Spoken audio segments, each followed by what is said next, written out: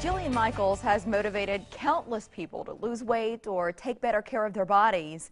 Other areas of your life might be lacking. She could help with those too. In a few weeks, Jillian will be in Omaha. It's the second stop on her Maximize Your Life tour. She joins us this morning to talk about that. Hi, Jillian. Hey, good morning. Hey, why did you want to hit the road? Well, this is actually the second leg of a show that I began last year, and it is my goal to crisscross the country and try to hit all the major cities to really sort of get out there and go to the audience and have that direct connection with them so we can have a dialogue. It's quite honestly the most effective way to help somebody and the most fulfilling for me personally and professionally. Who should come to your show? People who are looking for fill in the blank. Yeah. Okay. People who are looking for inspiration and information. And what I mean by that is if you're feeling stuck or unfulfilled in any facet of your life, not just your physicality, then this is the show for you. And if you show up with an open mind and a willing heart and you give me 2 hours, I promise you that I can help you turn any aspect of your life around at any point that you choose to do so. You have 7 rules for maximizing life immediately. Can you share 1 or 2 of those with our viewers? I'll try to give you 3. Okay. How's that? I'll take take it.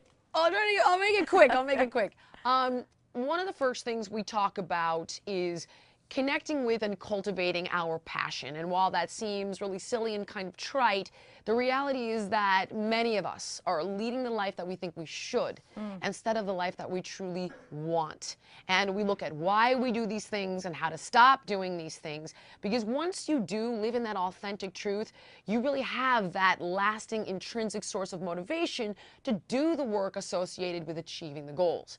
The second breakdown for people is that they either don't believe they're deserving or they don't believe that they're capable.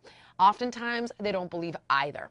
So a big portion of the show is dealing with that. You know, where do these negative patterns come from? Where did this story originate? And subsequently, how do we turn these things around? And it isn't silly platitudes like love yourself more and think positive. It's about giving people the tools to truly redefine their self-image, enhance their self-worth, and so on. And then another major facet would be the information, because if you don't have proper information, any action you take towards your intentions could be either ineffective or quite possibly destructive.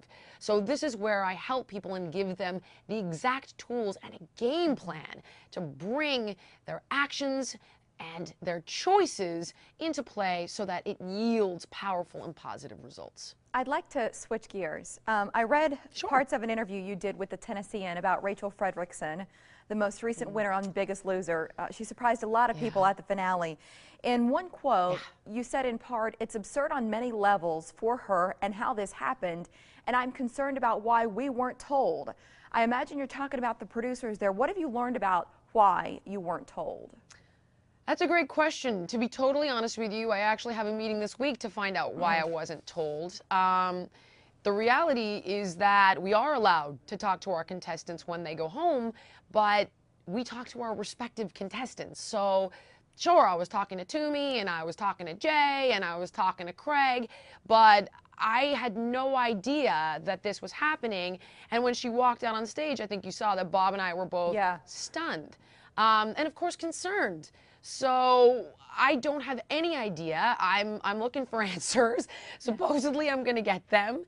And my greatest concern is the health of our contestants. And the reality here is that when somebody is either too heavy or even too thin, ironically, these are both 2 faces of the same issue. It means that somebody is utilizing food as a coping mechanism and it's causing a destructive pattern in their lives. So there are issues with contestants, not just Rachel, that are bigger than the show. But it is our responsibility to help these contestants get a licensed therapist to work on these issues. And I've done so in the past with contestants where I said, you know, this is beyond me. We need to get you in counseling to make sure that you're supported and you can continue doing the deeper work when you get home. So my greatest recommendation for people struggling with issues of this nature is to see a licensed therapist who is an expert in the field. Well, that's an important point that you make there. And back to those 3 other points, I'd love to hear the other 4. The Maximize Your Life Tour is coming to the Holland Center. March 12th is the date.